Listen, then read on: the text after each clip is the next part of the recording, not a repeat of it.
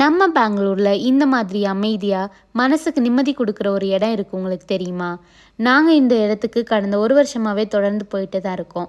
இது எங்க வீட்ல இருந்து சுமார் ஒரு 10 நிமிஷம் நடந்து போற தூரம் தான். ஆனா நாளுக்கு நாள் இங்க வர மக்களோட எண்ணிக்கை அதிகமாயிட்டே இருக்கு. அது சந்தோஷம் தாங்க. இந்த அழக அதிகமான பேர் ரசிக்கிறது நல்லது தான். ஆனா ஒரே ஒரு சின்ன வேண்டுகோள். நாங்க முதல்ல இங்க வந்தப்போ இந்த இடம் ரொம்ப சுத்தமா இருந்துச்சு. இப்போ கொஞ்சம் கொஞ்சமா நெகிழி குப்பைகள் ரொம்ப அதிகமாயிட்டே இருக்கு. கண்டிப்பா இங்க வாங்க, நடைப்பயிற்சி போங்க, ரொம்ப அமைதியா உங்க மனச பார்த்துக்கோங்க, ரசிங்க. ஆனா குப்பை மட்டும் போடாதீங்க. இந்த இடத்த இப்படியே சுத்தமா பார்த்துக்கோங்க. அப்போதான் இந்த அழகு எப்பவுமே மாறாம இருக்கும். இந்த இடத்துக்கு நாங்க எப்ப வந்தாலுமே வெளி உலகம் எல்லாம் மறக்கிற மாதிரி ஒரு உணர்வு வரும். சுத்தியும் பச்சை பசேல்னு மரங்கள், குளிர்ந்த காற்று, பறவைகளோட அந்த சத்தம் இதெல்லாம் சேர்ந்து மனசுக்கு ஒரு தனி நிம்மதி கொடுக்கும். நாங்க இங்க வரும்போதெல்லாம் அவசரமா சுத்திட்டு போறது கிடையாது.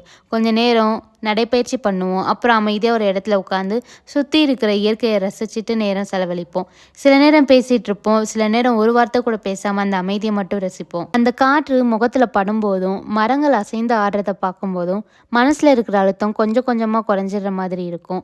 அதனாலதான் இங்க என்னமோ அடிக்கடி வர தோணுது. வாழ்க்கையில எல்லாரும் எதையோ தேடி ஓடிக்கிட்டே தான் இருக்கோம். ஆனா சில நேரம் நிம்மதியை தேடி ஒரு நிமிஷம் நின்னாலே போதும். மனசு அமைதியாகவும் வாழ்க்கை இன்னும் அழகாவும் மாறும். வாழ்க்கையில பணம், வேலை, வெற்றி எல்லாம் முக்கியம்தான். ஆனா அதை விட முக்கியமானது நம்ம மனநிலை. அதனால உங்க மனசையும் கொஞ்சம் பார்த்துக்கோங்க. அதுக்கும் கொஞ்சம் ஓய்வு கொடுங்க. அப்பதான் வாழ்க்கையை உண்மையா ரசிக்க முடியும்.